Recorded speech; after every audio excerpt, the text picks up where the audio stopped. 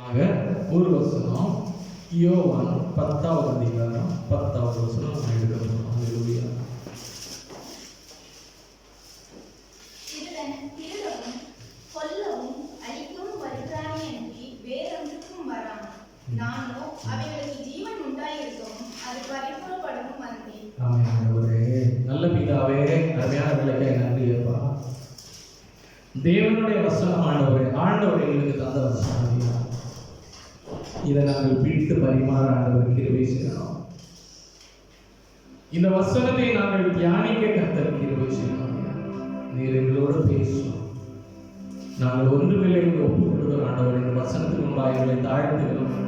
எல்லாருக்கும் பிரயோஜனமானதாய் நாங்கள் கிருபை செய்யணும். நாங்கள் பிட்டு புசித்து திருப்தி வர புசித்து கடந்து செல்ல கிருபை செய்யணும். இயேசுவின் நாமத்தில் நல்ல பிதாவே, ஆமென். ஹல்லேலூயா. ஹல்லேலூயா. ஒரு நல்ல வசனம் பார்த்தோம். திருடவும் கொல்லவும் அழிக்கவும் வருகிறானே என்று வேறொன்றுக்கும் வரான். திருடன் ஒரு காரியம் சொல்லப்பட்டிருக்கிறது. ஸ்டீல், திருடிட்டு போறது, திருடுறதுக்கும் கில், கொல்றதுக்கும் டிஸ்ட்ராய், ஒரு டிஸ்ட்ரக்ஷன், அழிக்கிறதுக்கு தான் வரான். ஹல்லேலூயா. அது கீழே ஆண்டவர் என்ன சொல்றாரு அப்படின்னா, வாசிங்க. நானும் இல்ல 10ல பாதி. நானும்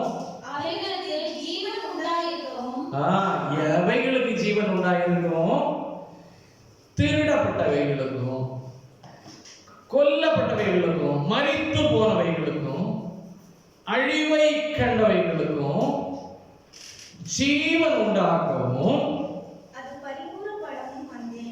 அந்த ஜீவன் அவங்களுக்குள்ள நிலைத்திருக்கும் வந்து. ஹல்லேலூயா. புரிஞ்சுச்சாங்க?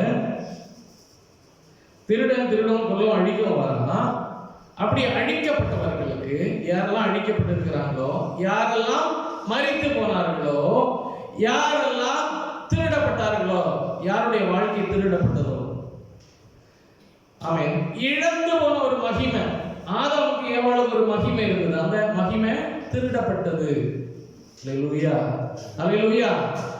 அவங்களுடைய ஆமென். ஹல்லேலூயா. அந்த என்னைக்குமான எட்டர்னல் வாழ்க்கை என்ன செய்தது? கொலை செய்யப்பட்டது. தேவனோடு உள்ள உறவு டிஸ்ட்ராய் செய்யப்பட்டது. ஆமாதானே?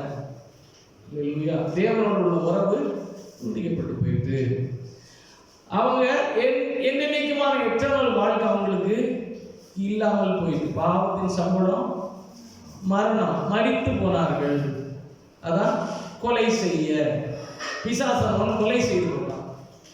ஆவியின் மரணம் உண்டாயிற்று. ஹல்லேலூயா. அடுத்து ஸ்டீல் பண்றாங்க. அவங்களுக்கு இருந்த தேவனோடு உள்ள உறவு எல்லா காரியங்களையும் பிசாசன் என்ன செய்தான்? திருடி கொண்டு போனான். ஹல்லேலூயா. அவைகளுக்கு ஜீவன் உண்டாக்க யார் வந்தா? ஆண்டவராய் கிறிஸ்து. மரித்து போன ஜனங்களை காப்பாற்றக்கூடிய ஆண்டவராய் கிறிஸ்து வந்தாரு. அந்த ஆண்டவர் சொல்றாரு, நானே வாசல் இதன் வழியா பிரவேசிக்கணும், நானே ஆதியும் அந்தமுமா இருக்கிறேன், விசுவாசத்தை தொடக்குகிறவரும் முடிக்கிறவரும், அதான் ஜீவன் உண்டாக்கவும் அது நிலைத்திருக்கும். அதான் சொல்றேன், அது பரிபூர்ணம் அடையவும், நிலைத்திருக்கும், அது எட்டர்னல் வாழ்க்கைக்கு போய் சேரும். பரிபூர்ணம் அடைதல். ஆமென். ஹல்லேலூயா. ரட்சிப்பு பூர்ணம் அடைதல். ஹல்லேலூயா. அந்த பூர்ணம் அடைதல் வரைக்கும் அதுக்காக தான் ஆண்டவர் வந்தார். ஹல்லேலூயா. இப்போ ஒருவனை கர்த்தர் ரட்சித்தால், ஆமென், ஹல்லேலூயா, அந்த அனுபவத்துக்குள்ள கொண்டு வந்தால் கடைசி மட்டும் அவனை நிலைநிறுத்துவது கர்த்தருடைய காரியமாக இருக்கிறது. ஸ்தோத்திரம். ஹல்லேலூயா. இங்க என்ன அப்படின்னா, ஆண்டவர் சொல்றாரு, I came to give life. Amen. அது பூர்ணம் அடைய. ஹல்லேலூயா. அந்த எட்டர்னல் லைஃப் கடைசி மட்டும் போய் சேர. ஹல்லேலூயா. அந்த இழந்து போன மகிமையை திரும்ப தர கர்த்தர் என்ன பண்ணாரு? வந்திருக்கிறார். நானும் சொல்றாரு பாருங்க, நானும் அவைகளுக்கு ஜீவனை உண்டாக்கவும் அது பூர்ணம் அடையவும் வந்தேன். அதான் சொல்றேன், நானே நல்ல மேய்ப்பன். இன்னைக்கு அதை தானே வாசிச்சோம். தாவீது என்ன பண்ணாரு? ஒரு கரடி வந்த போது அதை பிடிச்சிட்டு போயிடுச்சான் ஆடை. பின்னாலே ஓடி சென்று அதோட வாயிலிருந்து தன்னோட ஆடை மீட்டு தன்னுடைய ஜீவனை பொருட்படுத்தாமல். ஹல்லேலூயா. நல்ல மேய்ப்பன். இப்ப நம்ம பார்க்கிறோம் யோவான் 10:28 வாசிங்க. நான் அவைகளுக்கு நித்திய ஜீவனை கொடுக்கிறேன், அவைகள் ஒரு காலம் கெட்டுப் போவதில்லை. அப்ப தேவன் கொடுக்கிற ஒரு வாழ்க்கை, நானும் அவைகளுக்கு ஜீவன் உண்டாக்குவோம். அப்ப அந்த ஜீவன் உண்டாக்குறது நித்திய ஜீவனாய் இருக்கிறது. வாசிங்க, அதை வாசிங்க திரும்பவும். நான் அவைகளுக்கு நித்திய ஜீவனை கொடுக்கிறேன், அவைகள் ஒரு காலம் கெட்டுப் போவதில்லை, ஒருவனும் அவைகளை என் கையில் இருந்து பறித்துக் கொள்வதும் இல்லை. ஆமென். இனிமேல் அது டிஸ்ட்ராய் ஆகாது, ஒருவன் திருடவும் முடியாது. ஆண்டவர் என்ன சொல்றாரு? ஆமென். அந்த பெரும் பிசாசாகிய சர்ப்பத்தை அதனுடைய தலையை நசுக்கிட்டு ஆண்டவர் என்ன பண்ண சிலுவையில செயல்படுறான். ஹல்லேலூயா. இனிமேல் அவன் அதை டிஸ்ட்ராயும் பண்ண முடியாது, ஸ்டீலும் பண்ண முடியாது. அதான் சொல்றாரு. அதை திரும்ப வாசிங்க 28. நான் அவைகளுக்கு நித்திய ஜீவனை கொடுக்கிறேன், அவைகள் ஒரு காலம் கெட்டு போகாத டிஸ்ட்ரக்ஷன், ஒருவனும் அவைகளை என் கையில் இருந்து பறித்துக் கொள்வதும் திருடவும் முடியாது. ஹல்லேலூயா. ஆமென். நம்ம எல்லாம் ஆண்டவருடைய கரங்களில கொடுக்கப்பட்ட ஹல்லேலூயா ஆத்துமாக்களாக இருக்கிறோம். ஹல்லேலூயா. அவருடைய கரங்களிலே கொடுக்கப்பட்ட ஆமென் அவருக்குரியவர்களாக இருக்கிறோம். ஹல்லேலூயா. இனி ஒரு காலம் ஒருவனும் நம்மளை அவருடைய கையில் இருந்து திருடி கொண்டு போக முடியாது. ஆமென். வழுவி போக ஆண்டவர் விட மாட்டார். ஹல்லேலூயா. கர்த்தர் நிலைநிறுத்துகிறவர். அவைகளுக்கு ஜீவன் உண்டாக்க வந்த தேவன் நம்மோட இருக்கிறார். ஹல்லேலூயா. நம்மை தாயின் கருவிலிருந்து உருவாகும் முன்னே ஜீவிப்பிக்கிற தேவன் நம்மளை தெரிந்து கொண்டார். ஹல்லேலூயா. நம்மளை முன்குறித்தார். ஹல்லேலூயா. நமக்கு ஆதரவாய் இருந்தார். ஹல்லேலூயா. நம்மளை இம்மட்டுமாக கொண்டு வந்ததே அவருடைய சித்தமாக இருக்கிறது. ஹல்லேலூயா. அவருடைய சித்தம் இல்லாம நம்ம இந்த மட்டும் வந்திருக்க மாட்டோம். ஸ்தோத்திரம். ஹல்லேலூயா. இப்ப அடுத்து எதற்காக அவர் நம்முடைய வாழ்க்கையில் லைஃபை கொடுத்தார் அப்படின்னு சொல்லிட்டு நம்ம பார்ப்போம். நல்ல மேய்ப்பன் ஆடுகளுக்காக தன்னுடைய ஜீவனை கொடுக்கிறாரு. அதான் மேல வாசிக்கிறோம், நானும் அவைகளுக்கு ஜீவன் உண்டாக்க வந்தேன். இப்ப எதற்காக ஜீவன் உண்டாக்கினாரு? யோவான் 3:16. தேவன் தம்முடைய ஒரே பேரான குமாரனை விசுவாசிக்கிறவன் எவனோ அவன் கெட்டுப் போகாமல் நித்திய ஜீவனை அடைவான். அவன் கெட்டு போகாம, அதாவது டிஸ்ட்ராய் ஆகாம நித்திய ஜீவன், அதாவது அந்த நித்திய ஜீவனை அடையும்படிக்கு அவரை தந்தருளி இவ்வளவாய் உலகத்தில் அவர் நம்மள அன்பு கூர்ந்தார். அதனால சொந்த குமாரனை கொடுத்தார். ஹல்லேலூயா. நமக்கு ஜீவனை தந்தது அவர் நம்ம மேல வைத்த அன்பினால. ஹல்லேலூயா. நம்ம மேல அன்பு கூர்ந்ததுனால பிதாவாகிய தேவன் தம்முடைய சொந்த குமாரன் என்று பாருங்கள் அவரை நமக்கு கொடுத்தார். ஹல்லேலூயா. தம்மே நமக்காக கொடுத்தார். ஹல்லேலூயா. ஸ்தோத்திரம். யோவான் 14:6 நம்ம வாசிக்கும் போது அவரே வழி. இப்போ இந்த எட்டர்னல் வாழ்க்கைக்கு போகணும், உள்ள போகணும் அப்படின்னா ஒரு வழி இருக்கு. அந்த வழி யாருன்னு நம்ம பார்க்கணும். வாசிங்க.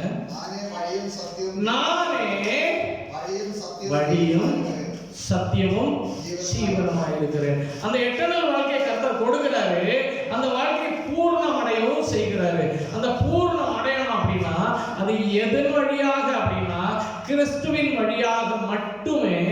ஆமென். ஹல்லேலூயா. அந்த எட்டர்னல் வாழ்க்கையில நம்ம பூர்ணம் அடைய முடியும். கிறிஸ்து தான் தொடங்குகிறவரும் முடிக்கிறவருமாய் இருக்கிறார். கிறிஸ்து தான் நம்மளை தெரிந்து கொண்டவரும் கரை சேர்க்கிறவருமாய் இருக்கிறார். ஹல்லேலூயா. நம்மளை கொண்டு செல்கிறவருமாய் இருக்கிறார். ஸ்தோத்திரம். ஸ்தோத்திரம். ஹல்லேலூயா. அப்ப அவர்தான் வழி, அவர்தான் சத்தியம், அவர்தான் ஜீவன். அந்த எட்டர்னல் ஜீவன் அவரே. ஹல்லேலூயா. அவரே இல்லாமல் ஒருவனும் பிதாவினிடத்திலே வரான். ஹல்லேலூயா. அப்ப அந்த எட்டர்னல் வாழ்க்கை அவர் கொடுக்கிற அந்த நித்திய ஜீவனுக்கு நேரா போனோம் அப்படின்னா ஒரு வாசல் இருக்கு. அந்த வாசல் கிறிஸ்து. அந்த வாசலோட பேரு கிறிஸ்து. அவரே இல்லாமல் ஒருவனும் பிதாவினிடத்துல வர முடியாது. அவர் வழியா தான் போகணும். ஹல்லேலூயா. இன்னைக்கு ரோமர் 5:8-9 வாசிக்கும் போது ஆமென் இயேசு ஆண்டவர் ஹல்லேலூயா அந்த வழியை சிலுவையின் வழியாக ஓபன் பண்ணி இருக்கிறாரு. வாசிங்க. கிறிஸ்து நமக்காக மரித்ததினாலே அன்பை விளங்க பண்ணுகிறார்.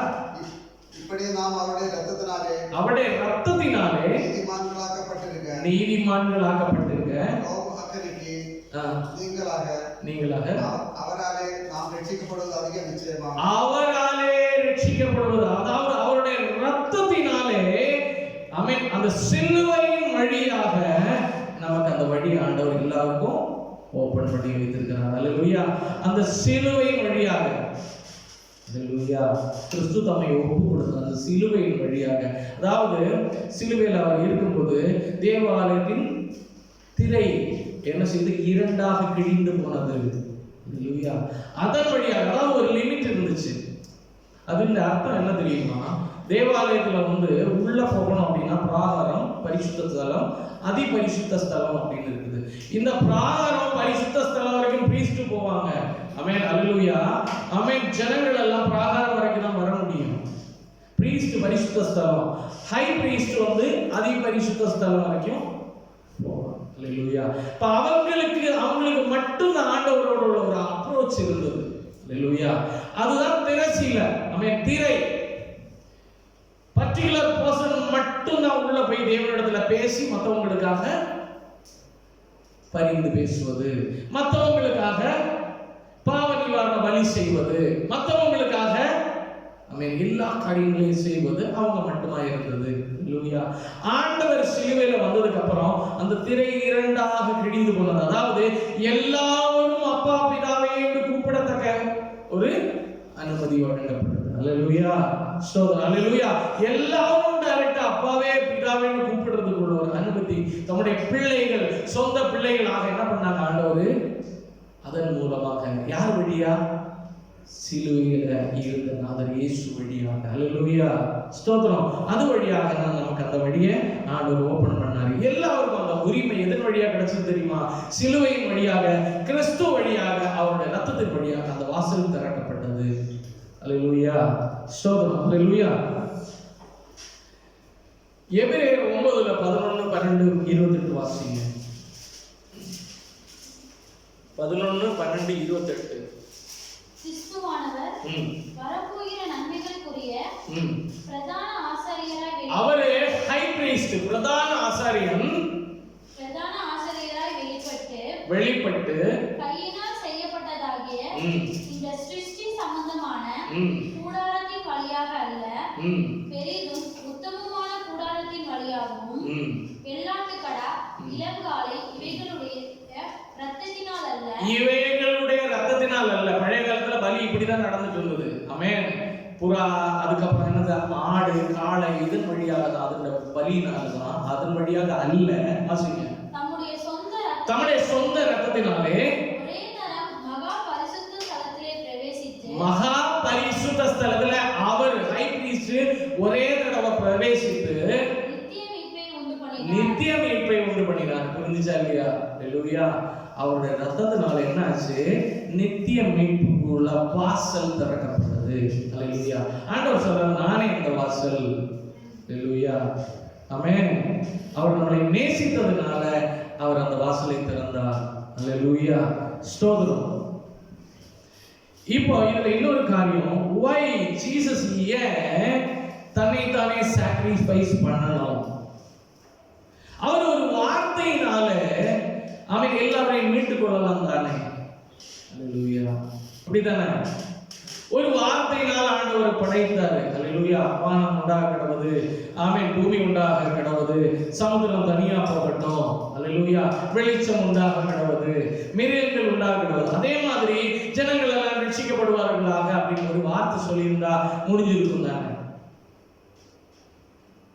ஆமா தானே? கேள்வி இருக்குதானே? எல்லாருக்கும் இருக்கா? அல்லேலூயா. அதாவது நம்ம வாசிக்கும் போது வாசிங்க, ஜெனசிஸ் 2:25 வாசிங்க.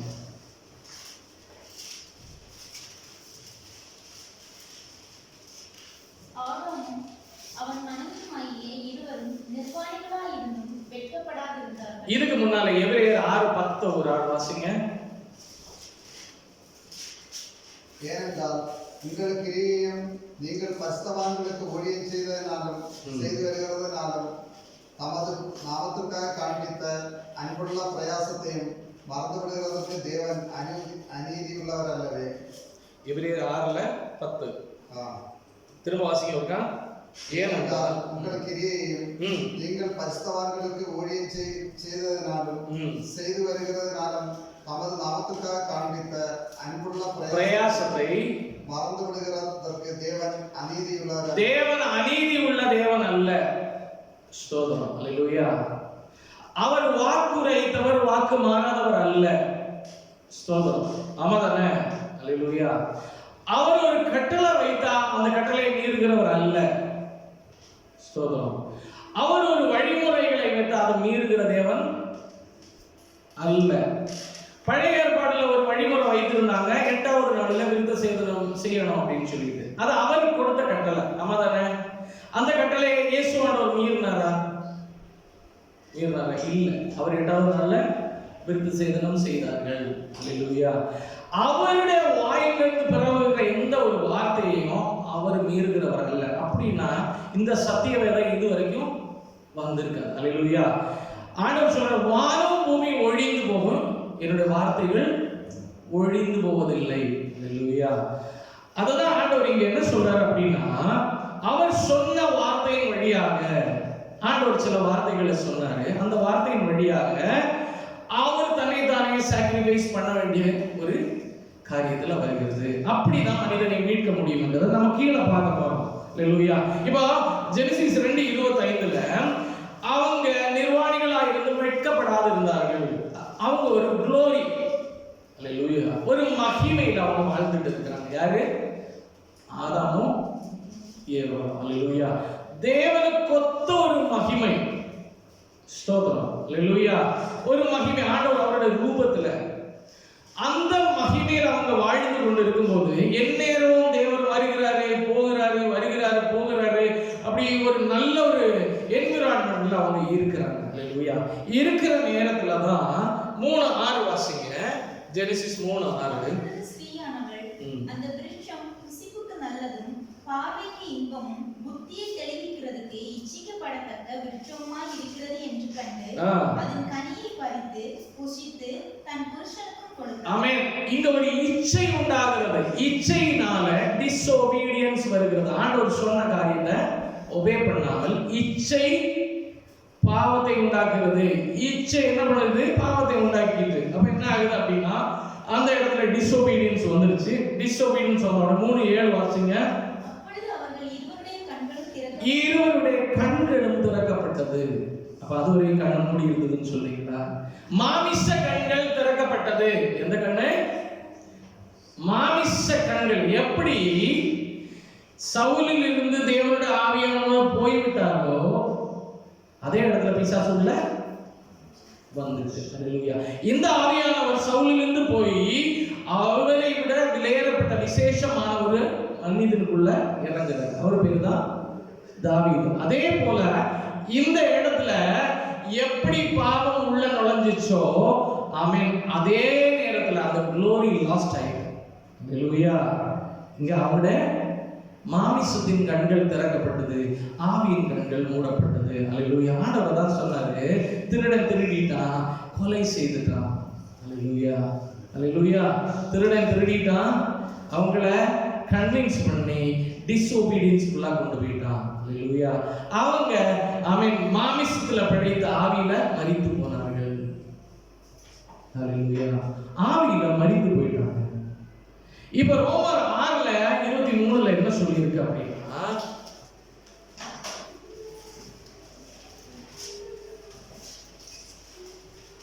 பாவத்தின் சம்பளம் மரணம். ஆமென். பாவத்தின் சம்பளம் மரணம். இது யார் கொடுத்தது? ஆண்டவர் சொன்னது. அல்லேலூயா. பாவத்தின் சம்பளம் மரணம். கீழே வாசிக்காது.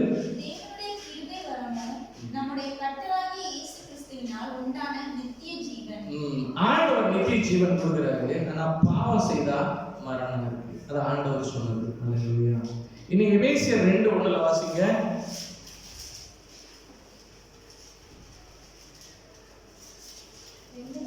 2:1-5.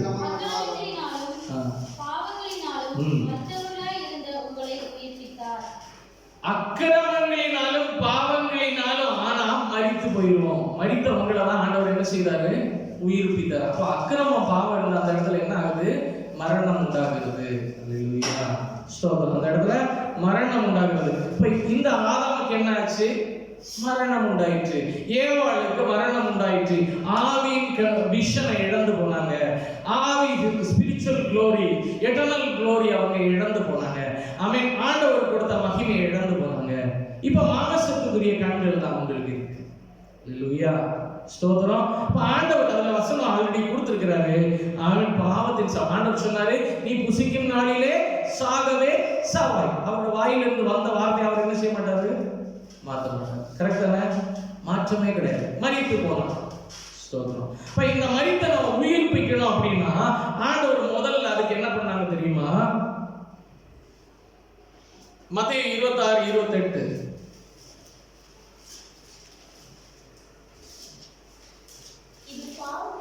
இல்ல சாரி, லேவியில வாங்க. லேவியர் ஆகமம் 1:6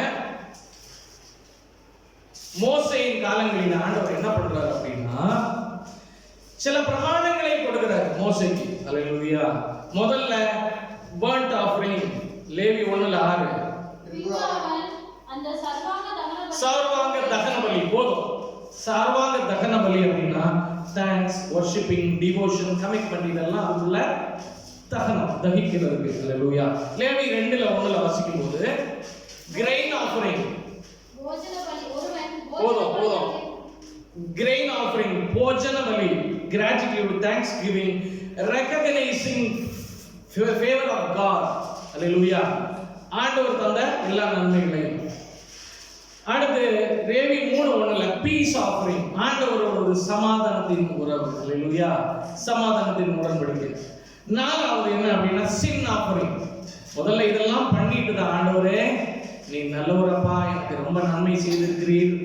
நம்ம ஜபிக்கிறதுல கூட இந்த ஃபார்மட் தான் சொல்லுவோம். ஆமென். ஆண்டவரே நல்லவர், ஆண்டவரே கடந்த நாட்கள் எங்களை காப்பாற்றி நன்றி ஆண்டவரே, போக்கில் வரதுல கூட எங்களுக்கு நன்றி ஆண்டவரே, எல்லா காரியங்களையும் அப்புறம் எனக்காக செய்தீரே, கண்ணின் மணி போல பார்த்து கொண்டீரே, நாமே தாயை போல இருந்தீங்க, தந்தை போல இருந்தீங்க, எல்லாம் சொல்லுவோமா இல்லையா? அதான் பர்ன்ட் ஆஃபரிங், கிரெயின் ஆஃபரிங்ஸ். அப்புறம் எனக்கு எல்லா நன்மையும் கொடுத்தீங்களேன்னு சொல்லும்போது அது என்னது? கிரெயின் ஆஃபரிங்ஸுக்குள்ள வந்துருச்சு. அடுத்து பீஸ். ஆண்டவரே நான் பாவியான மனிதன் ஆண்டவரே, குறைகள் இருக்கும் ஆண்டவர், நீ நல்லவரப்பா. ஆமென். எங்களை நேசிக்கிறீர் என்று நான் அறிவேன் ஆண்டவரே. பீஸ். அத வாசிங்க 3:1 ஒருவன் சமாதான பலியை படைக்க வேண்டும் என்று மாட்டு மந்தையை எடுத்து செலுத்துவானாகில் அது காளையானாலும் சரி பசுவானாலும் சரி பழுதற்றிருப்பதை கர்த்தருடைய சந்நிதியில் செலுத்த கடவன். அது செலுத்தும் போது ஆண்டவர் அதன் மேல ப்ளீஸ் ஆவார். ஆண்டவரை ப்ளீஸ் பண்றது. அல்லேலூயா. ஆண்டவரை ப்ளீஸ் பண்றாங்க. அடுத்து 4:1 லேவி 4:1 சின் ஆஃபரிங். இப்பதான் வர ஆண்டவரே அல்லேலூயா, கடந்த நாட்கள் எனக்கு இப்படி எல்லாம் ஆயிட்டு ஆண்டவரே, என்னோட வாழ்க்கையில குறைவு வந்துட்டு ஆண்டவரே, நான் இந்த இடத்துல குறைவு பெற்றுட்டேன், அதை மன்னியும் அப்படின்னு இப்ப நம்ம ஜெபிக்கிறோம். இந்த ஃபார்மட் அப்படியே தான் வருது. இது பழைய காலத்துல. ஆமென். அப்ப சின் ஆஃபரிங் இப்ப வருது. சின் ஆஃபரிங்ல டிஸ்ஓபீடியன்ஸ்னால வந்த எல்லா சின்ஸ், அதாவது ஒரு ரூல்ஸ் அண்ட் ரெகுலேஷன்ஸ் இருக்குன்னு தெரியும், அதை டிஸ்ஓபே பண்ணி வந்ததுதான் பாவம். அந்த பாவத்தை அறிக்கையிடுவதுதான் சின் ஆஃபரிங். அல்லேலூயா. அந்த ஆஃபரிங் ஆண்டவர் இந்த ஸ்டெப்புகள் எல்லாம் இஸ்ரவேல் ஜனங்களுக்கு சொல்லிக் கொடுக்கிறார். 5 லேவி 5:1 வாசிக்கும் போது ட்ரெஸ்பாஸ் ஆஃபரிங் அப்படின்னா என்னது? வாசிங்க. அது சாட்சியாக ஒருவன் இடப்பட்ட ஆணையை கேட்டிருந்தும் தான் கண்டதையும் அறிந்ததையும் தெரியாத விதத்திலிருந்து பாவம் செய்தார். கண்டவைகள் என்னது? கண்டதையும் அறிந்ததையும் தெரியாத வியாதி இருந்தால் unintentional sin. unintentional sin. நம்ம அறியாமல் வருகிற பாவங்கள்னா அதுக்கு ட்ரெஸ்பாஸ் ஆஃபரிங். அதுக்கு என்ன பண்ணுவாங்க? அந்த ஆஃபரிங்க செல்வது. இப்ப பல ஆஃபரிங்ஸ் ஆண்டவர் என்ன பண்றாரு? சாரி, அந்த இடத்துல சாக்ரிஃபைஸ், எல்லாமே சாக்ரிஃபைஸ் தான். அதாவது நம்ம செஞ்ச பாவத்துக்கு ஒரு ஜீவன், அதுக்கு சம்பளம் கண்டிப்பா மரணம் தான். நம்ம செஞ்ச பாவத்துக்கு மரணம் தான், அது நம்ம வாழ்க்கையில அனுபவிக்கணும். ஆனா அதுக்கு பதிலாக ஒரு ஆடோ ஒரு மாடோ ஒரு ஹல்லேலூயா ஒரு காளையோ அதுக்கு அர்ப்பணிக்கப்படுகிறது. என்ன செய்வாங்க தெரியுமா? ஆசாரியர்கள் என்ன பண்ணுவாங்க? இவர் மேலே கை வைத்து ஒரு கையை அந்த ஆட்டின் மேல, பாவம் அறியாத ஆட்டின் மேல வைப்பார். அல்லேலூயா. வைத்துட்டு சொல்லுவாரு, இவர் செய்த பாவத்தின் சம்பளம் அவர் மேல சுமர கடவது, அந்த ஆட்டின் மேல சுமர கடவுதுன்னு சொல்லி ஒரு கத்தி எடுத்து ஓங்கி வெட்டிட்டு அதன் ரத்தத்தை எடுத்து காதுகள் ரெண்டிலும் நெற்றியிலும், இதன் மூலமாக அந்த மனிதன் என்ன செய்கிறான், அவனுடைய பாவத்தின் சம்பளத்தை அதன் மேல செலுத்தி அவன் என்ன செய்யறான், மீட்கப்படுகிறான். அல்லேலூயா. இந்த ஒரு ஃபார்மட்டை ஆண்டவர் தப்பி போகும் வழியாக அவங்களுக்கு கொடுத்தாங்க. அல்லேலூயா. அந்த ஃபார்மட்டின் வழியாக வந்துட்டோம், அவங்களால பூர்ணமான ஒரு ரட்சிப்பை அடைய முடியல. அல்லேலூயா. அல்லேலூயா. அதை நம்ம வாசிக்கிறோம் எங்க அப்படின்னா,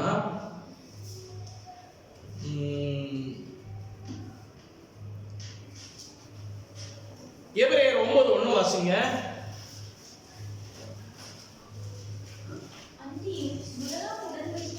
முதலாம் உடன்படிக்கை, ஆண்டவர் கொடுத்த முதல் கவனன்ட். அல்லேலூயா. உடன்படிக்கை, நான் உங்களோட இருப்பேன், உங்களை தப்புவிப்பேன், எல்லா ஜாதியிலும் உங்களை உயர்த்துவேன் ஆண்டவர் உடன்படிக்கை பண்ணார். அதற்கு முன்பாக ஆண்டவர் சொன்ன இந்த காரியங்கள் இதெல்லாம் அதுல இருக்குது.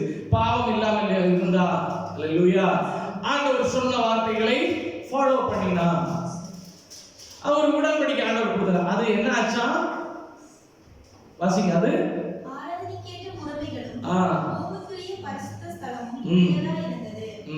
எப்படி எனில் ஒரு கூடாரம் உண்டாக்கப்பட்டிருந்தது, அதன் முந்தின பாகத்தில் குத்துவிளக்கு. போதும், அதை விடுங்க. அடுத்து எபிரேயர் 7:18 வாசிங்க. 19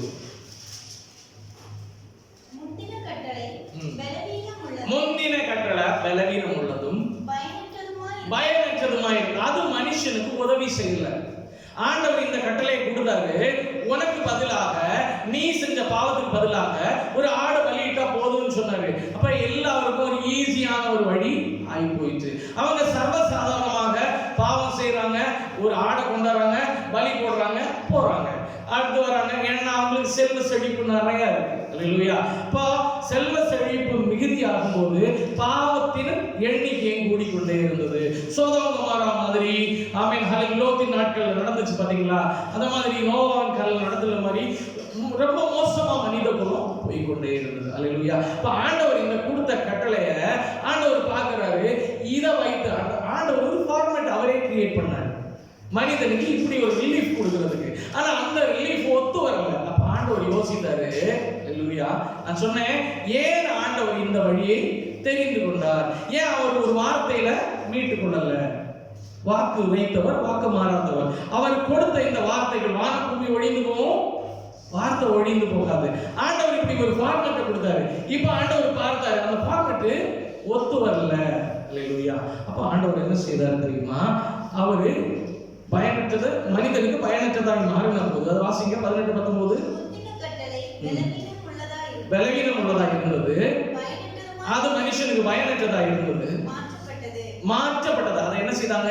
மாற்றி இப்ப என்ன பண்ணாங்க அப்படின்னா, எபிரேயர் 10:38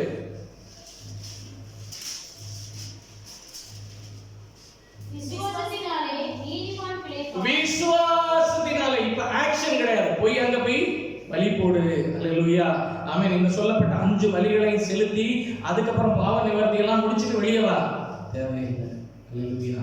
ஒரே ஒரு காரியம் தான், பாவியா இருக்கிறியா, நீ பாவி என்று உணர்ந்து, பாவி என்று உன்னை அவர் தள்ளவே மாட்டார், அவராய் உன்னை இயேசு அழைக்கிறாரே, பாவி என்று உன்னை அவர் தள்ளவே மாட்டார், அவராய் உன்னை இயேசு அழைக்கிறாரே, கலங்கிடாதே தாவீதோ வா, தந்தை இயேசுவின் சொந்தம் கொள்ளவா, கலங்கிடாதே தாவீதோ வா, தந்தை இயேசுவின்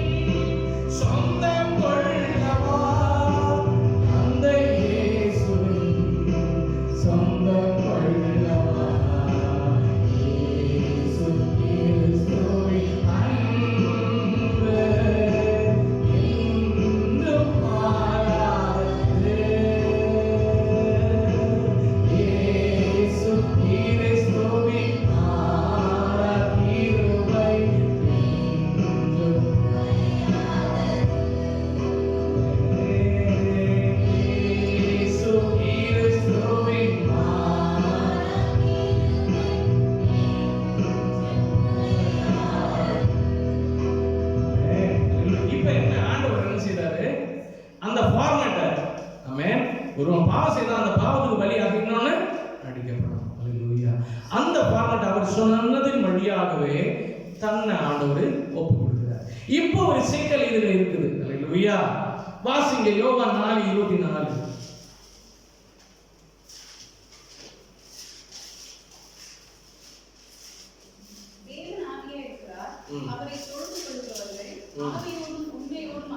தேவன் ஆவியா இருக்கிறார். இப்ப ஆவியா இருக்கிறவர் எப்படி ஒரு மாமிசத்தில் ஆக முடியும்? இங்க மனிதனுக்கு பதிலா ஒரு ஆடையோ மாடையோ கொடுக்குறாங்க. அந்த மாமிசத்துல அதனுடைய தண்டனை நிறைவேற்றிட்டே போயிடுறாங்க. அல்லேலூயா. இப்ப அதே மாதிரி ஒரு மாமிசம் தேவைப்படுகிறது. ஆமா தானே? ஆண்டவர் அதே ஃபார்மேட்ல ஒரே பலியா வரணும் அப்படின்னா அது ஒரு மாமிச வடிவில் தேவை. ஆண்டவர் ஆவியா இருக்கிறார். ஆமா தானே? அப்பதான் கீழே வாசிங்க 6:63. யோவான் 6:63.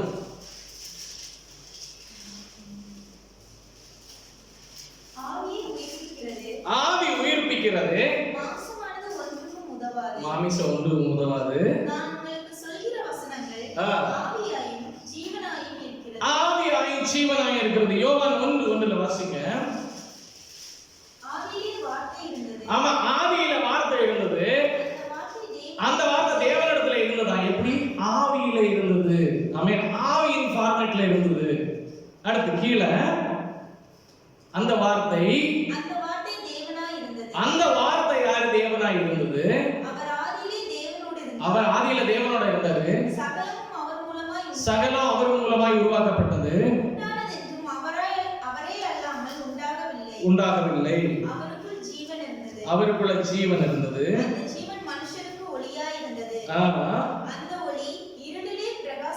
14வது வசனம். இந்த வார்த்தை என்ன செய்தது? ஆவியின் ஃபார்மேட்ல இருந்தா அந்த தண்டனையை அனுபவிக்க முடியாது. அவர் சொன்ன அந்த வார்த்தையை நிறைவேற்ற முடியாது. அதனால அந்த வார்த்தை, அந்த ஆவியில் இருந்த வார்த்தை, ஆவியில் இருந்த தேவன் மாமிசமாகி, ஆமென். அப்ப அந்த மாமிசம் மனுஷனை போல. அதற்காக தான் ஆண்டவராய் இயேசு கிறிஸ்து என்று பெயரிடுவாயாக எப்ப உண்டாயிற்று?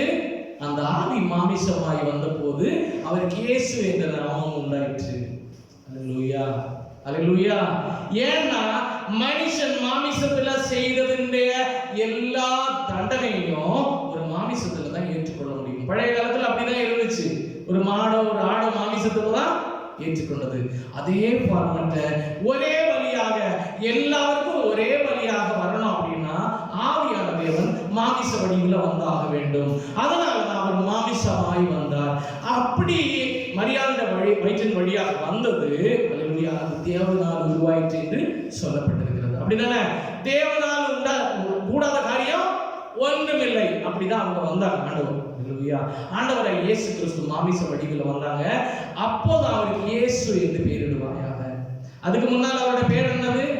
வார்த்தை. அல்லேலூயா. அந்த வார்த்தை தேவனிடத்துல இருந்தது. அந்த வார்த்தை தேவனாய் இருந்தது. யெகோவா, யாஹ்வே. அல்லேலூயா. ஆமென். அவருக்கு நாமம் அப்படி இருந்த நேரத்துல, ஆமென், அவர் இரட்சகர் என்ற வடிவில் வரும்போது ஒரு ரெடீமர், ஆமென், ரெடீம் பண்றவரா வரணும் அப்படின்னு வரும்போது அவர் மாமிசமாக வேண்டிய கட்டாயம். அல்லேலூயா. அப்படி வந்தாதான் மனுஷனை மீட்டுக் கொள்ள முடியும். அப்ப மனுஷன் மேல அவர் அன்பு வைத்திருந்ததுனால மகிமையில் இருந்த தேவன், ஆமென், அதெல்லாம் விட்டு அவருடைய அந்த மகிமையின் கூடாரத்தை எல்லாம் விட்டு கீழே மனுஷனுடைய சாயலை எடுத்தார். மனுஷனுடைய சாயலை எடுத்து வந்து நமக்காக மரித்து நமக்காக அடிக்கப்பட்டு, இப்ப எப்படி அடிக்கப்பட்டது? ஆடு எப்படி அடிக்கப்பட்டதோ, மாடு எப்படி அடிக்கப்பட்டதோ, ஆமென், ஒரு புறா எப்படி அடிக்கப்பட்டதோ, ஒரு பாவத்தின் பலியாக எல்லாம் என் மீறுதல் காய், ஆமென், அதே மாதிரி நம்முடைய மீறுதல் காய் அவர் ஏற்றுக்கொண்டு அவர் மரித்தாரு. இப்போ இந்த ரட்சிப்பு எப்படி உண்டாயிற்று? நம்ம வாசிச்சோம்ல, I came to give life, அது பூரணம் அடையும்படியாக. அல்லேலூயா. அப்ப அவர் என்ன பண்ணாரு தெரியுமா? இப்போ வாசிங்க ரோமர் 5:1. இவ்விதமாக நாம் விசுவாசத்தினாலே அவரை விசுவாசிக்கும் போது நம்ம நீதிமான்கள் ஆக்கப்படுகிறோம். அப்ப அப்படின்னா நீதிமான்கள் என்னது? பாவத்திலிருந்து மன்னிக்கப்படுகிறோம். ஹalleluya. விசுவாசத்தினால by faith we are getting the salvation, we are getting the eternal glory, we are getting the eternal life through Jesus Christ. அப்படிங்கறதா ஹalleluya. அன்னைக்கு ஆடை மாடை நம்பி ஹalleluya, இன்னைக்கு இயேசுவை நம்பு ஹalleluya. அவரே வழி, அவரே சத்தியம், அவரே ஜீவன், அவரே அல்லாமல் ஒருவரும் பிதாவினிடத்துல வர முடியாது. அவர்தான் அந்த வாசலை திறந்து வைத்தாரு. அவர்தான் விசுவாசத்தின் தொடக்கம், அவர்தான் விசுவாசத்தின் முடிவு. ஹalleluya. அவர் வழியாக தான் அந்த எட்டர்னல், அதான் ஆண்டவர் சொன்னாரு, திருடும் அழிக்கவும் வந்தான். அந்த அழிக்கப்பட்ட காரியத்தை நான் உருவாக்க, அவைகளுக்கு ஜீவன் கொடுக்க வந்து அந்த ஜீவன் என்றென்றைக்குமாய் நிலை நிற்கும்படியாக செய்வேன். வாசிப்போம் யோவான் 10:10.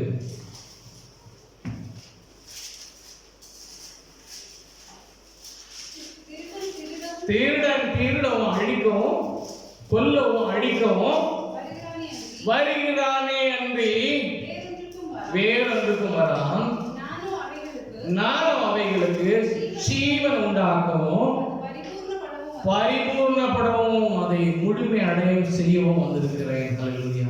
அந்த தேவனை தான் நீங்களும் நம்மளும் நானும் சேவிக்கிறோம்.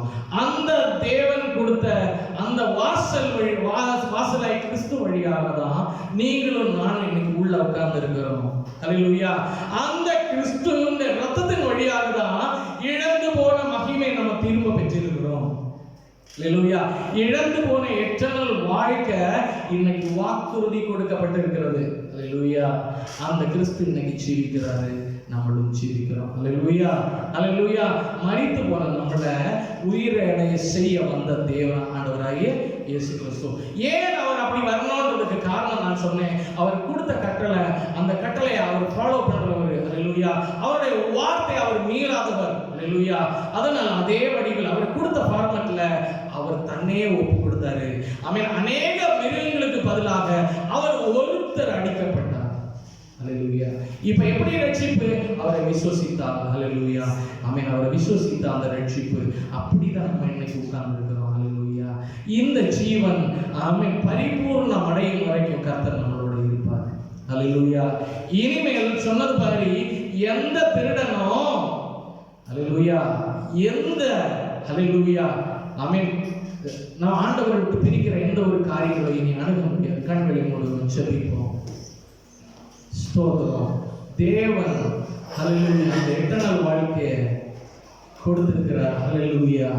ஆதாம் இழந்து போனது ஒருவருடைய கீழ்ப்படியாமையினால இழந்து போன அந்த மகிமையின் சாயல் ஒருவருடைய கீழ்ப்படிதலினால அது நமக்கு திரும்ப கிடைத்திருக்கிறது. ஹalleluya. அது ஆண்டவராகிய இயேசு கிறிஸ்து வழியாக அவரே வாசல். ஹalleluya. இதை கேட்டுக்கொண்டிருக்கிற யாரா இருந்தாலும் சரி, இயேசுவை அல்லாமல் ஆமென் வழி இல்ல, ஒரு மார்க்கம் இல்ல ரட்சிப்பு. ஹalleluya. எந்த செயல்களை செய்தாலும் சரிதான். ஹalleluya. எப்பேற்பட்ட வழிமுறைகளை கடைபிடித்தாலும் சரிதான். இயேசுவை அல்லாமல், அவரை விசுவாசிப்பது அல்லாமல் ஒரு ரட்சிப்பின் வழி இல்ல. ஹalleluya. அவரே வாசல், அவரே வாசலை திறந்திருக்கிறாரு. ஹalleluya. நாங்கள் அதுக்கு சாட்சிகளாக இருக்கிறோம். ஒருவன் ரட்சிப்படையணும்னு நினைத்தா அவரை விசுவாசிக்கணும், நாவினால் அறிக்கையிடணும். அவர் சொன்னதை நிறைவேற்றும் போது கர்த்தர் அவருக்குள்ள வந்து தம்பி தாபரிக்க தொடங்குவார். ஹalleluya. அதுதான் ரட்சிப்பின் முதல் அனுபவம். இந்த அனுபவம் கிடைக்கும் போது உள்ளம் சந்தோஷிக்கும். ஹalleluya. கவலை மாறி போகும், பயம் மாறி போகும், வேதனை மாறி போகும், நம்பிக்கை உண்டாகும். ஸ்தோத்திரம். ஹalleluya. அந்த தேவன் தான் இன்னைக்கு ஜீவிக்கிறாரு. அவருடைய பேர் தான் ஆண்டவராகிய இயேசு கிறிஸ்து. மனிதனுக்காக வந்த ஒரே தேவன் கிறிஸ்து மட்டுமே. மனிதனை மீட்கும்படியாக ஒப்பு கொடுத்த ஒரே தேவன் அது கிறிஸ்து மட்டுமே. ஸ்தோத்திரம். நன்றி அப்பா, அந்த வசனத்துக்காக நன்றி. நானும் அவைகளுக்கு ஜீவன் உண்டாக்குவோம். ஹalleluya. அது பரிபூர்ணம் அடையும் வந்தேன். ஸ்தோத்திரம் ஆண்டவரே. ஆண்டவர் அப்படியே வந்ததுக்காக நன்றி அப்பா. எங்களுடைய வாழ்க்கையில வந்திருக்கிறீர், அதற்காக நன்றி. அநேகருடைய வாழ்க்கையில கடந்து வரணும். ஆமென். எங்களை முற்றிலும் ஒப்புக் கொடுக்கிறோம். இயேசுவின் நாமத்தில் நல்ல பிதாவே, ஆமென். என் ஆத்மாவே கர்த்தரை ஸ்தோத்திரி, என் முழுவதுமே பரிசுத்த நாமத்தை ஸ்தோத்திரி. என் ஆத்மாவே கர்த்தரை ஸ்தோத்திரி, அவர் சகல உபகாரங்கள். இயேசு கிறிஸ்து மகா